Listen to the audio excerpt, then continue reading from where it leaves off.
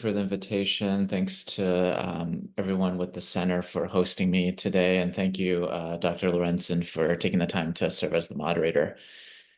Let me share my screen and then we can get started.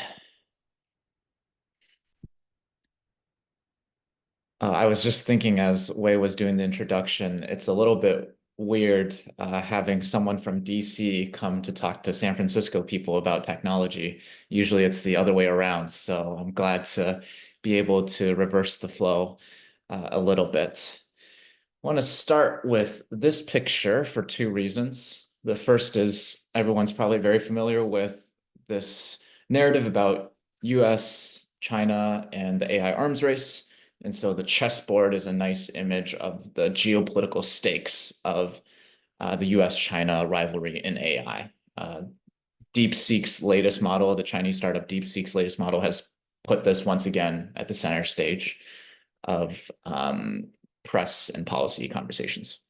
But I think the second and more important reason I want to start with this image is if you've ever played chess before or got really obsessed with chess again after the Queen's Gambit came out during the pandemic, you would know that this position can't ever exist on the chessboard. The kings shouldn't ever touch each other. And I think this image is also illustrative of the fact that we don't have a good sense of what great power competition in AI is for and why it matters. We don't really understand the landscape. Maybe one starting point is this quote by Chinese leader Xi Jinping. He's giving this at the BRICS summit, Brazil, Russia, India, China, South Africa. This group represents some of the emerging economies that are making up a larger and larger share of world GDP and population. So in 2018, he goes to this summit. The summit's on the theme of the fourth industrial revolution. And he gives this speech that I found really interesting because it links AI and the fourth industrial revolution back to these three past industrial revolutions. The first industrial revolution in the 18th century, second industrial revolution in the next century, third industrial revolution, oftentimes people call that the information revolution, and it featured US-Japan competition in the 1960s, 70s, and 80s. What happens in the Chinese system is leaders give speeches and then analysts and commentators take time to digest and reinterpret and analyze those speeches. So this is an authoritative Chinese Communist Party publication, the Study Times, 学习时报. And a couple months after she gives that speech, they go back and parse through the language. And what I want you to take away from this speech commentary is them connecting past industrial revolutions explicitly to which country becomes the productivity leader. And that is the basis for global leadership. So my field, international relations, one of the seminal works is by Yale historian Paul Kennedy, The Rise and Fall of the Great Powers, where he maps that a very similar pattern of the rise and fall of great powers throughout time. First, you have differentials in technological change leading to shifts in economic growth rates and shifts in the global economic balance of power. And then eventually that will gradually spill over into geopolitical and military influence. But economic leadership comes first. And so that's going to be the focus of this talk and what the focus of the book is on. How does that first step in the causal chain materialize? What's the link between technological change and which great power is able to sustain economic growth at higher rates than its rivals? And that's where that productivity leadership that I talked about in the past slide comes into play, because that's crucial to sustain economic growth in the long run. The standard theory, the received wisdom, I call it the leading sector theory. It might be familiar to you because it's influential in policymaking circles where I live and work in DC. I think it's very much in the popular narrative space. One country monopolizes innovation in these new fast-growing industries, which are oftentimes called leading sectors. Sometimes these industries become the largest sector in an economy. Oftentimes there's a lot of exports of this sector, so it gets featured in international economic competition. because they dominate and corner the market on innovation in this space, they get the monopoly profits, reinvest those into becoming the world's most productive economy. And so Dan Dresner sums it up. Great power becomes the global leader through a near monopoly on innovation in leading sectors. Innovation is pioneering new breakthroughs, commercializing new breakthroughs for the first time. Basically, political scientists have taken from and largely copied Walt Rostow, a development economist, scheme of this classic sequence of great leading sectors. So think cotton textiles becoming a huge new industry off the back of innovations like Hargreaves spinning jenny, the steel industry, the chemicals industry, the automobile industry. These are all leading sectors. For me, this book, just to put my argument in brief, and we'll unpack it further, but I say our focus should not be on leading sectors, but on general purpose technologies. And these are foundational advances that aren't just contained in one sector. They have the ability to spread throughout the entire economy and affect all different application sectors. So think about, let's stay with the automobile sector as a leading sector. Maybe you might be familiar with conversations about U.S. China competition in electric vehicles. Electric vehicles are a good example of a leading sector. They're growing rapidly. There's significant portion of the economy, and it's based off of really rapid and impressive technological advances. But what's happening in electric vehicles is not shaping innovation across the entire economy, right? What's happening in electric vehicles is not fundamentally transforming what's happening in AI, whereas advances in AI are fundamentally transforming what's happening in the automobile sector, right? AI is more general purpose than innovations in electric vehicles.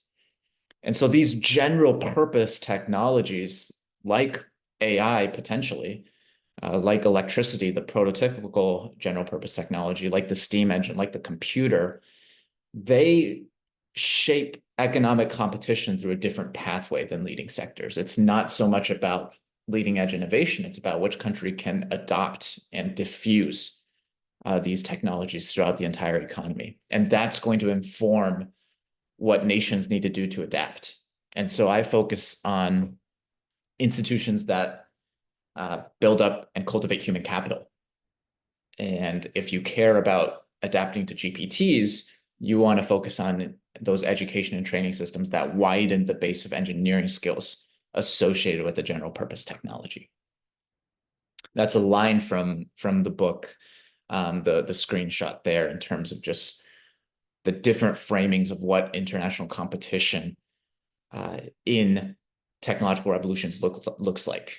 It's not a sprint to create the best and the brightest Silicon Valley. It's this marathon won by the country that can spread the innovations from its frontier firms and universities through the heartland to Iowa, to its Iowa cities, which is where I grew up and went to school.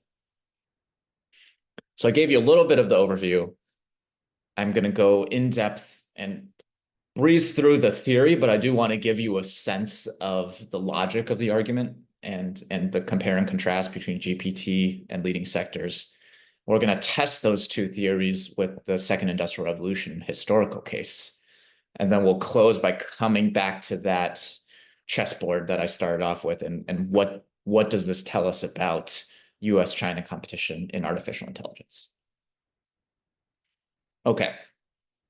Question for this talk that we're trying to answer. How do technological revolutions affect the rise and fall of great powers? And the framework, the starting point for all of this is new technologies present some demands, and a country's institutions and policies. So by institutions, it means anything from a country's political system. Are you a democracy or an autocracy?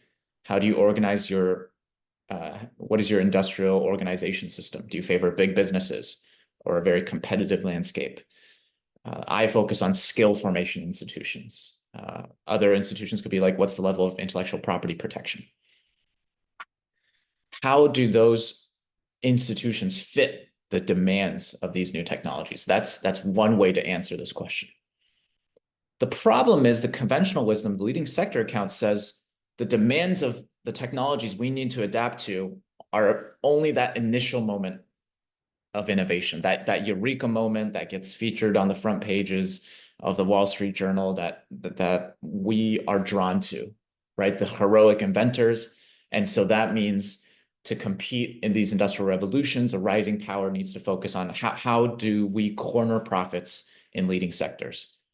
And established power needs to prevent technology leakage because it's all about who can monopolize leading sector innovation. The book introduces an alternative called GPT diffusion theory. And general purpose technologies, that AI versus electric vehicle distinction, GPTs are special. Economists and economic historians have deemed them engines of growth. I cite a lot of economists and economic historians here in terms of there's a huge literature on GPTs that I'm borrowing from. I know there's an econ of AI class here. And so a lot of this is taking insights from economic historians and applying them to questions political scientists are interested in. But the takeaway I want you to get from this slide is that there's this regular pattern, almost this technological trajectory that GPTs follow. And Paul David, Stanford economist, calls this an extended trajectory of gradual and prolonged diffusion, right? By diffusion, I mean the spread of a technology across a population of potential users. And so that process of GPT diffusion takes time, and it requires complementary innovations from all these different application sectors as well. Why diffusion? Diffusion, the spread of a technology across a potential population, if it's just a single industry, that might not matter so much. But for a GPT, the population of potential users is the entire economy. And so here, as we see with AI, other countries are going to have frontier firms and universities developing DeepSeeks, just like the US has DeepSeek R1 models, just like the US has frontier firms and universities setting the state of the art in AI. Their innovation leadership is going to be contested, especially among these advanced economies. So the crucial question is actually, which country can imitate better? Which country can diffuse and adopt these general purpose technologies throughout their entire economy? And of course, being a pioneer is going to help with widespread adoption. Oftentimes those are correlated, they're intermingled, but it's not the determining factor. And we'll actually see in the case studies that sometimes being the leader doesn't mean that you are the fastest to adopt. I point out some other factors that are really important for determining and shaping which country is more effective at adopting general purpose technology, specifically the education and training institutions that widen the engineering skills associated with the GPT. And so that leads into that gives you a sense of the institutions, I think, adapt to the demands of a general purpose technology. And so widening the pool of engineering skills linked to these new GPTs, it solves two things. One, with all technologies, the tech races ahead, skills have to catch up. But two, and what's I think more interesting, is with the GPT, you need a lot of coordination between what's happening in that GPT sector and all the different application sectors.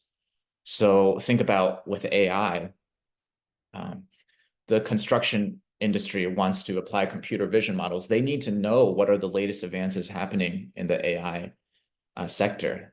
They need talented people who understand how to implement computer vision models in that specific vertical. Same thing with the tutoring industry in the education sector. They need to know what are the latest large language models, how do we benchmark them, how do we decide which one is better suited for our applications. And so there needs to be a lot of communication between the GPT sector and the application sector. That's not the case for other industries, right? The pharmaceutical industry does not need to talk to the construction industry. Electric vehicle industry does not need to talk to the construction industry. And so that type of coordination requires engineering skills that systematize and standardize best practices associated with the GPT. That's why in the wake of new GPTs, we often see a completely new engineering discipline. So think electricity and electrical engineering. Uh, Computer science is very much an engineering-oriented discipline, even though the name engineering is not there in the wake of the computer as a general purpose technology. Okay, get you out of the theory, and we're going to go into the historical case studies and the implications. But I wanted you to get this summary slide, right? This distills everything I've been talking about so far. We're trying to understand, how does a technological revolution produce an economic power transition? One great power sustains economic growth at higher rates than its rivals. So it's the same cause, it's the same outcome, but leading sector theory and GPT diffusion theory propose two very different pathways and mechanisms. And so the first three columns there, impact timeframe, phase of relative advantage, and breadth of growth, those are about the different technological trajectories. Leading sectors, it's about they have near immediate impacts, lopsided in the early stages when a technology affects economic competition. It's about which country can monopolize innovation, and the economic growth and technological change is concentrated in a few sectors, a few of these great sectors. GPT diffusion, it's opposing predictions on each of those dimensions. GPTs take a really long time, oftentimes 4 decades, to diffuse and actually make an economy-wide impact on productivity. It's about diffusion, who has an edge in diffusion, not a monopoly on innovation. And the breadth of growth and technological innovations are happening across a broad base of the economy, because you need complementary innovations in all the application sectors. And lastly, that's going to shape what institutional adaptations are key. So if we just look at skill formation, leading sector theory would suggest it's about the heroic inventors who can cultivate the best and the brightest. For GPT diffusion, it's more about who can widen the base of average engineers connected to a GPT. Okay. So the book is composed of 3 historical case studies and then a chapter of statistical analysis.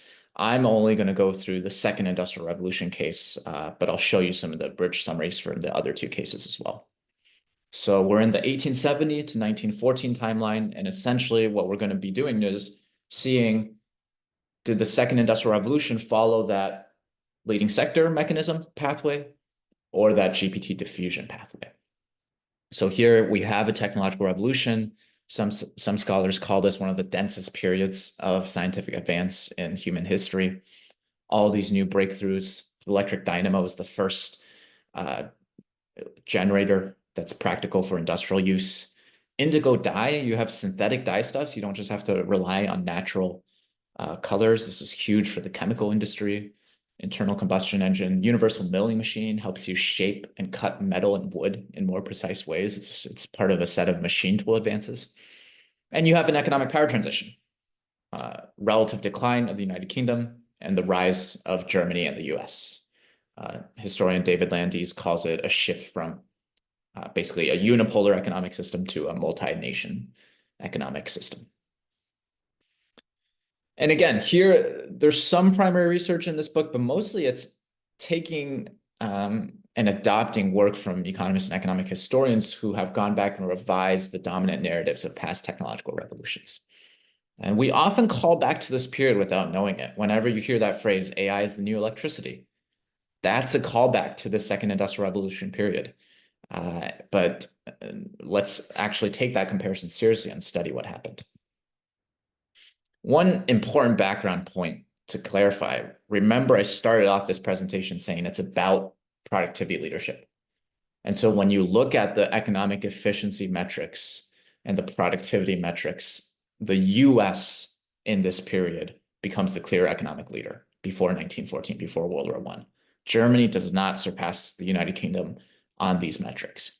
And so what we're trying to do in this case is explain, how did the US capitalize on the advances of the second industrial revolution to become the clear economic leader? Okay, and I'm just going to go through each of those dimensions. So impact timeframe, chemical sector gets a lot of attention in this literature. Germany certainly controls a huge amount of global dyestuffs production, and they have all the industrial R&D giants. It's very hard to make the case that chemicals had this near immediate impact in the US that we would expect of leading sectors. US was very late to adopt these industrial research labs, and it didn't make a significant impact before 1914. Same story with electrification. We have a lot of data on how electricity as a GPT took a really long time to spread, and its effects were out of period for the case we're considering.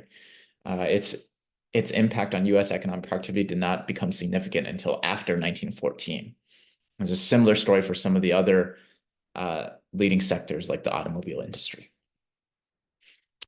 What I found when I was tracing the historical evidence, the key impact time frame of a technology that mapped onto when the US actually outpaced its rivals goes back to earlier innovations in the 1840s and the mid 19th century in machine tools, like that milling machine I mentioned, like the turret lathe that lets you cut and shape metal and wood in more precise ways so you could have interchangeable parts manufacturing. So standardized parts is a huge breakthrough and it affects all these different sectors because now instead of when a bicycle breaks down, you just replace the part. You don't have to make a whole new bicycle. Same thing with the sewing machine. Same thing with firearms and all these different industries. So Nathan Rosenberg, whose work I use a lot and cite a lot, he identifies that proliferation, that diffusion of machine tools throughout American industry really began to make its mark during the time period the US actually outpaced the United Kingdom in terms of productivity growth. So that's the key timing, and it matches up with this idea of interchangeable parts manufacture as the key GPT. Phase of relative advantage. Is it about innovation or diffusion? US is actually not the dominant innovator in a lot of these leading sectors based off of some of these statistics I found. I thought this British Institute of Electrical Engineers quote is pretty revealing. They're reflecting on why are we falling behind? It's not about some difference in inventive genius in electrical sciences. It's about practical application to all of these different industrial demands. And we see this with machine tools. It's about the US's advantage in diffusing this GPT across its entire economy. There's some metrics on machine intensity that give you a sense of that difference. But what I want to clarify is it's not about the US had some special access to a super powerful machine tool or what were the innovation leaders in this space. All these countries are sending study teams to try to figure out what is that secret sauce in the US. And they come back and report it's about this adaptation to all branches of industry, this eagerness of diffusion in the US. In fact, this interchangeable parts manufacturing system diffuses so widely and so intensively in the US, it becomes known as the American system of manufacturing. Okay, last point on the technology trajectory. Is it concentrated in just a few great inventions, a few great sectors, or is it broad-based, reflective of a GPT at work? And we definitely find in case of the latter here that the US experiences broad-based productivity growth and technological advance across all sectors of the economy. Or a lot of the sectors of the economy beyond just the leading sectors.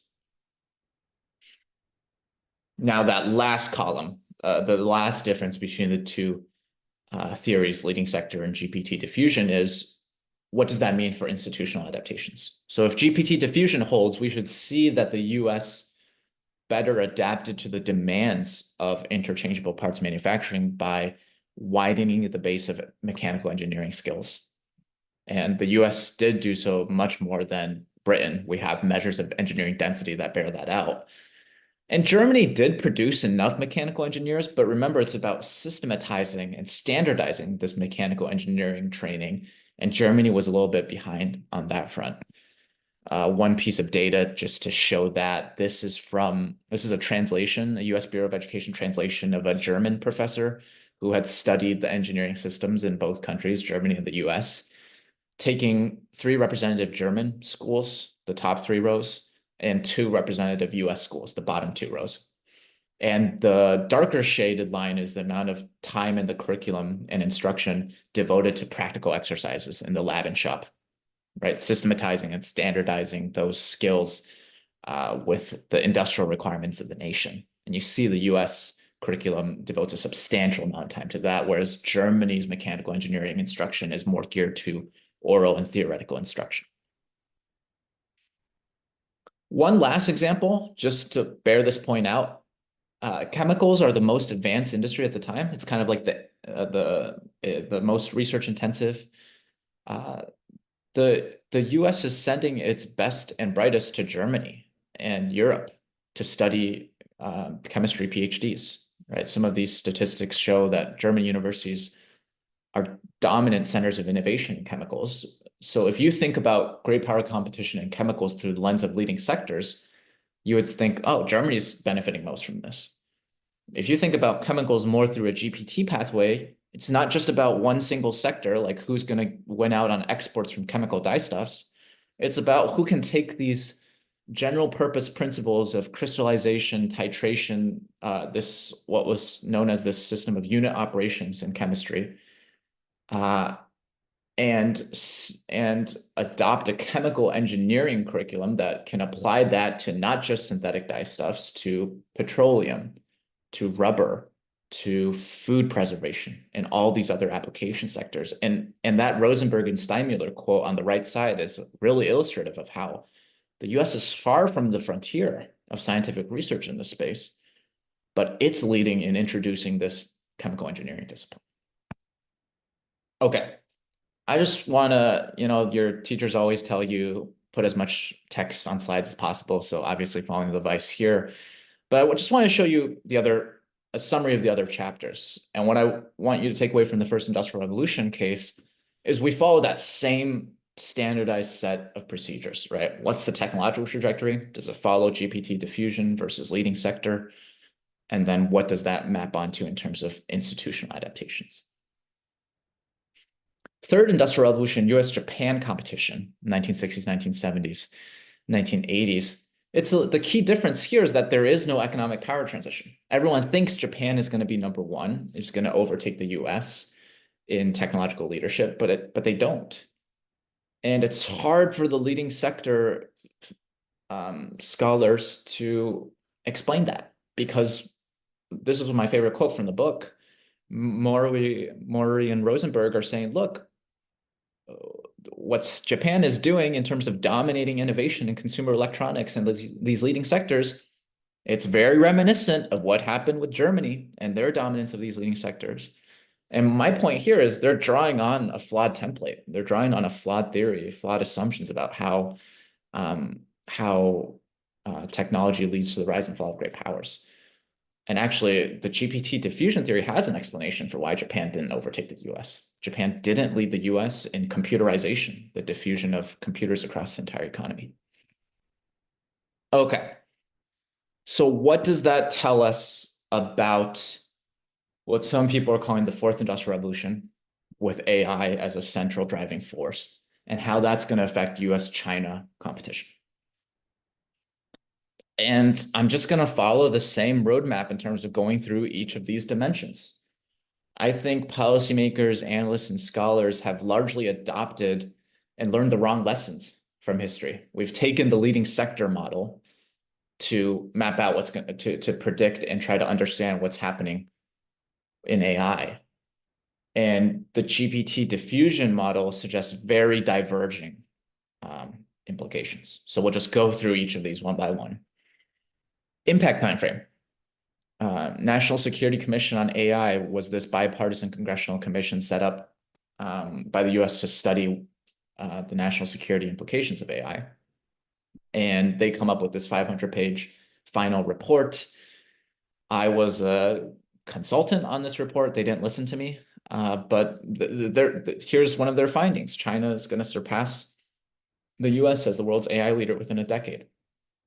Graham Allison, Harvard professor, Eric Schmidt, former Google CEO, who's probably one of the most influential advisors on US tech policy today, Kai-Fu Lee, who's given many a speech in San Francisco about his book, AI Superpowers. They all see this near immediate impact timeframe of AI very much in the line of the leading sector model taking place within this decade. GPT diffusion model says not so fast. Quite literally, it won't be so fast. If we see the new paradigm of deep learning incubated as, say, like 2012 with the AlexNet submission to Stanford's ImageNet competition just across the street in Palo Alto, then if we go by past GPTs and what we learn from history, the main productivity payouts should not happen until after 2030 and maybe much later. Okay, what about phase of advantage? Is it about innovation or diffusion?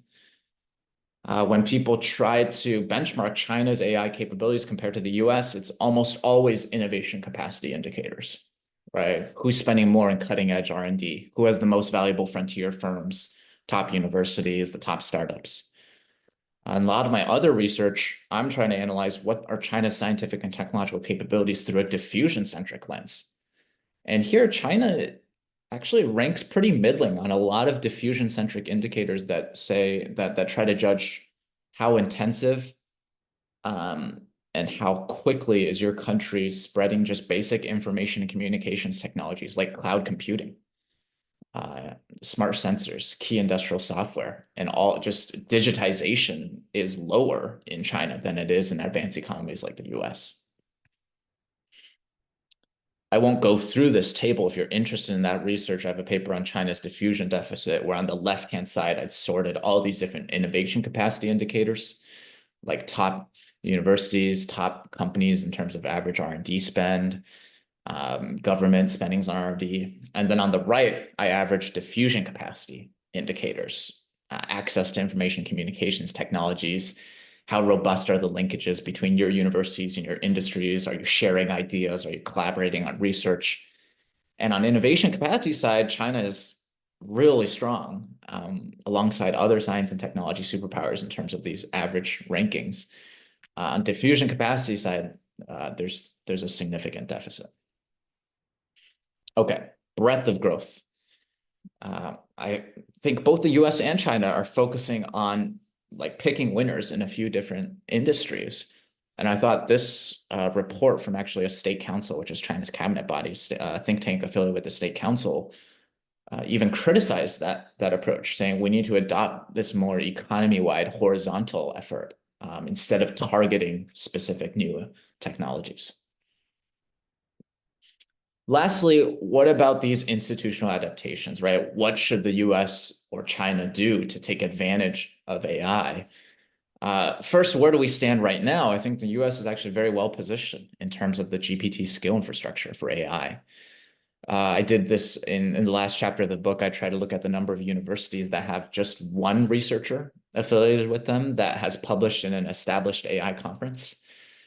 I think China has, if I remember correctly, China has like 25 or so of those universities.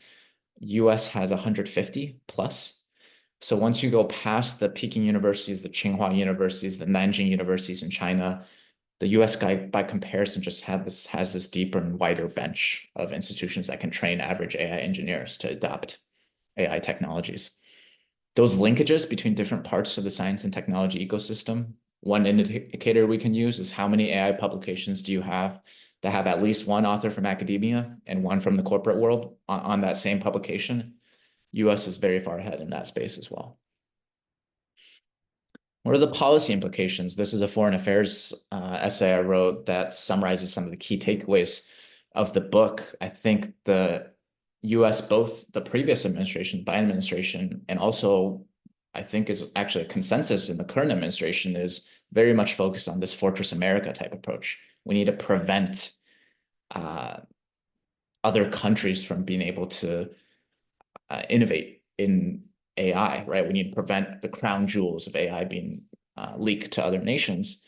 In this essay, I argue the US should adopt more of a run faster approach, try to invest in speeding up diffusion and adoption of AI at home. And some of the specific policies include investing in community colleges as alternative pathways to train AI engineering talent. Okay, throwing a lot at you. I want to save as much time as possible for questions. Here's the main takeaways, top line takeaways from the book. It's published in Princeton University Press last August in their series on studies in international history and politics. So if you got interested in it from this talk, or if you just need a little bit more blurry orange colors in your life, pick up a copy wherever you get your books. Thanks again for your attention. Looking forward to the discussion of all.